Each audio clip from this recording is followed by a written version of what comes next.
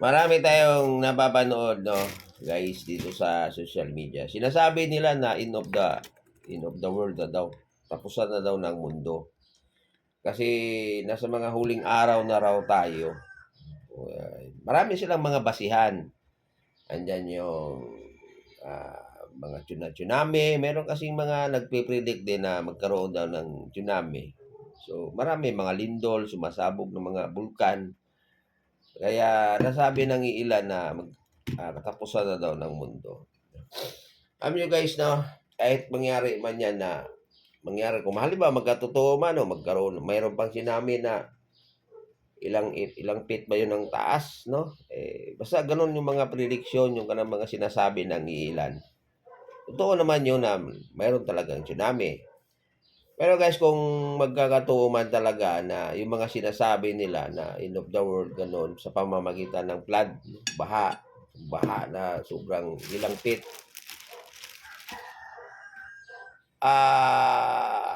Ang totoo niyan guys, hindi talaga matapos ang world 'no. Walang katapusan ang mundo. Hindi matatapos ang mundo. Nandiyan yung mga sinasabi ng iba na mayroong three days of the darkness, mayroong AI Atlas, so marami. Mayroong mga digmaan katulad ngayon China at saka Japan 'no, medyo sa tingin ko pagka hindi mapigilan 'yan malamang malamang malamang 'no, magkaputukan yang dalawang bansa na 'yan.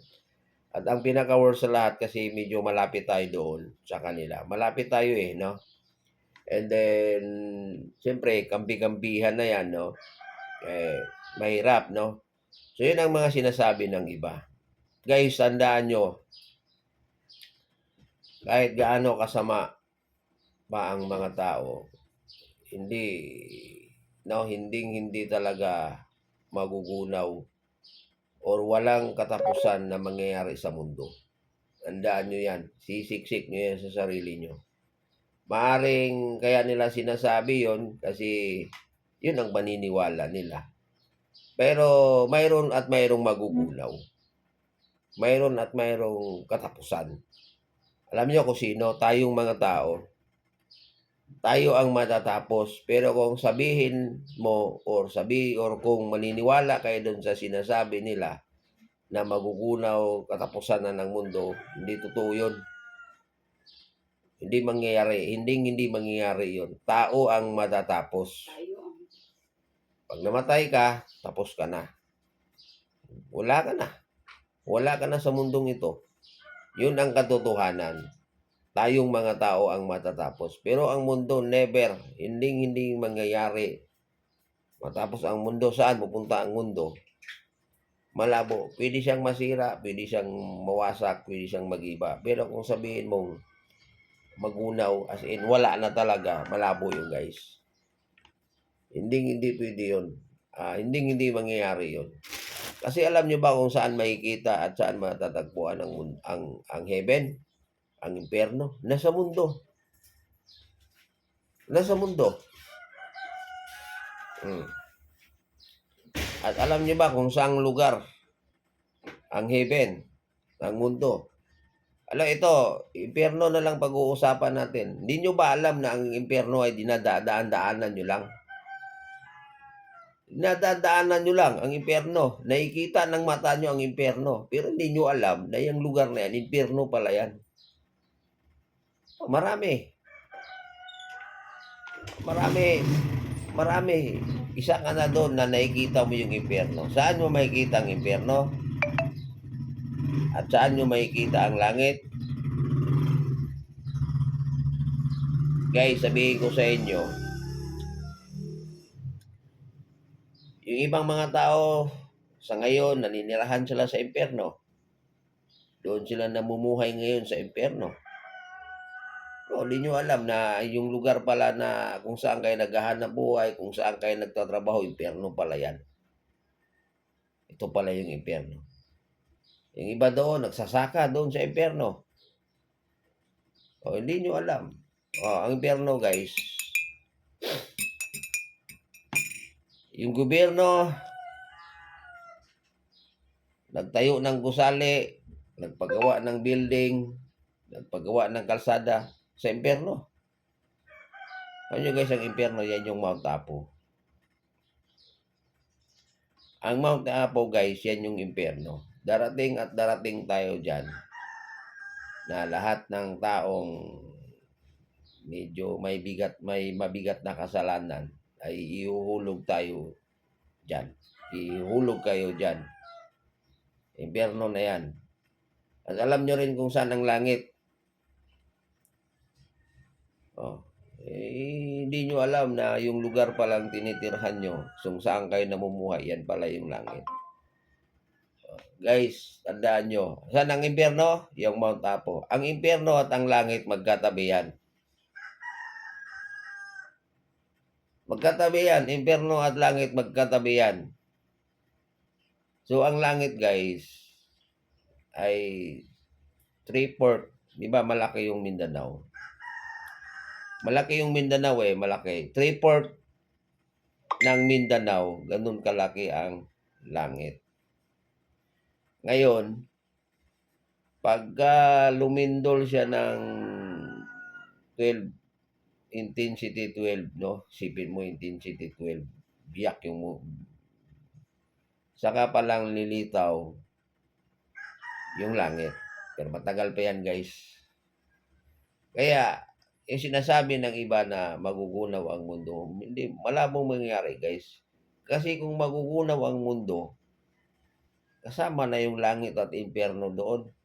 Kasi mundo, ang langit at ang impyerno, nasa mundo lang siya eh. Di ba?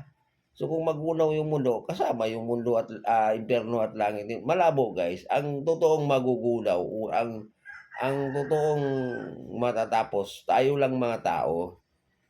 Pag namatay ka, tapos ka na talaga. Wala ka na dito sa mundo. Yun ang katotohanan dyan. Kaya yung mga nagsasabi ng ganyan, huwag kayong maniniwala ng ganun. Na katapusan na ng mundo. Kahit sumabog pa yung nuclear guys, no? Iba pa yung sinasabi nilang dahil sa nuclear daw na pagka sumabog ang mga, yun ang mga cause, yun ang mga dahilan.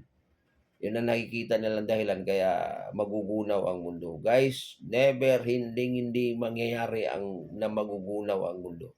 Tayo lang talagang mga tao ang magugunaw. Yan ang katotohanan dyan. Pero at least kung magugunaw man tayo dito sa mundo, tayo, mamamatay man tayo,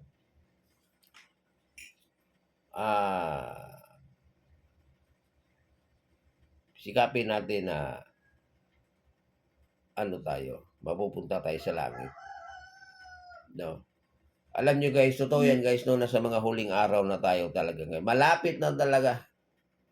Sobrang lapit na. Kung baka by 2027 or 2027, 2026, mangyayari yung inaabangan ng lahat. Pwede siyang mangyari.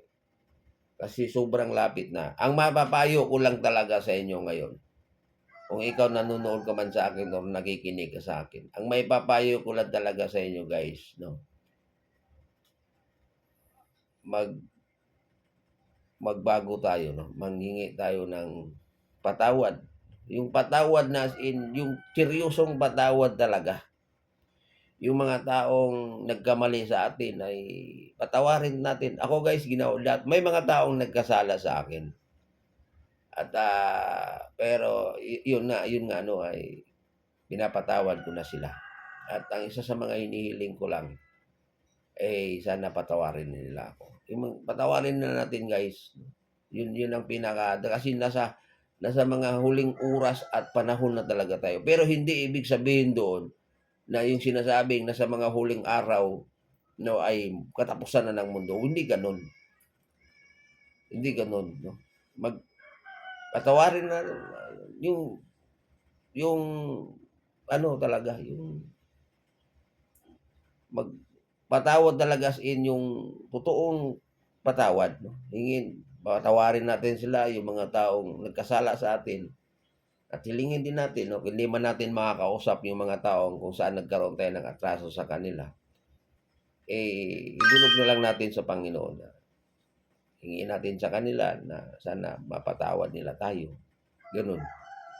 Kasi guys, totoo yan guys, nasa mga huling araw na tayo at walang nakakaalam kung ano yung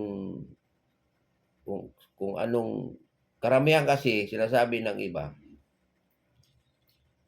'pag bumalik daw ang Panginoong Diyos ay galing sa ulap, galing sa langit. Kasi naniniwala kasi yung iba na ang langit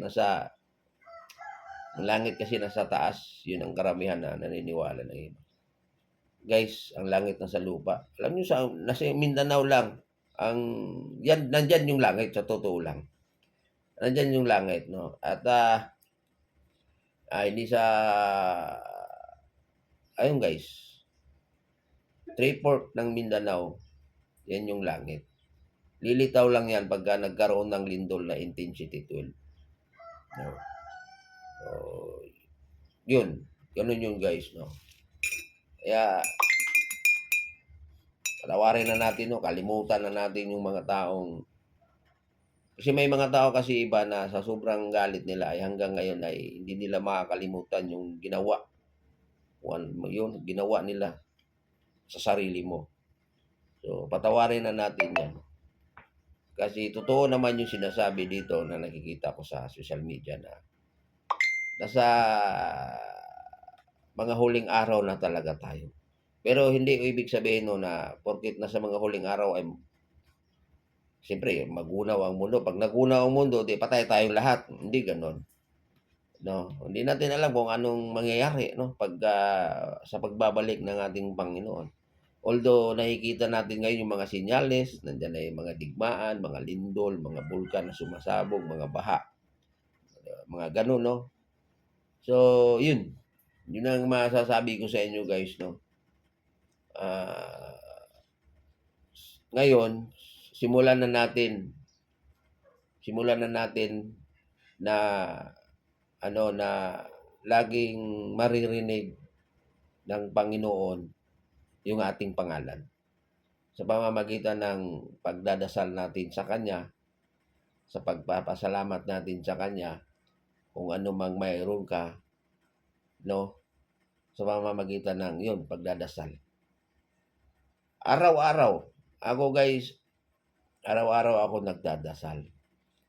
Kung minsan sa pagising ko pa lang, yan, nagdadasal na ako. Minsan nakakalimutan natin no, hindi na may normal makakalimutan. Pero hangga't maaari, huwag nating kalimutan yun. Araw-araw ako nagdadasal guys. Pagising, tapos pagdating ng alas 6 ng hapon. Minsan pag nagising ako umaga, mga alas 6, ganyan.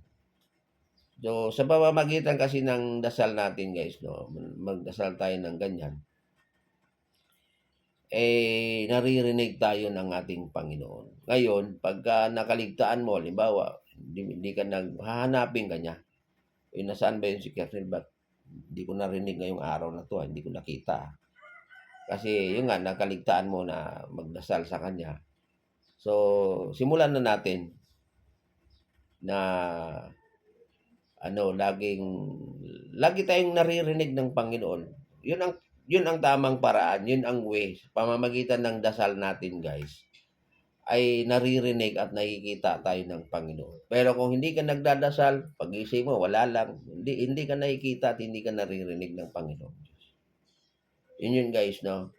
So, inuulit ko yung mga naririnig nyo, yung mga nagsasabing end of the world. Walang katotohanan yan. Di totoo yan. Ikaw ang may katapusan, hindi ang mundo.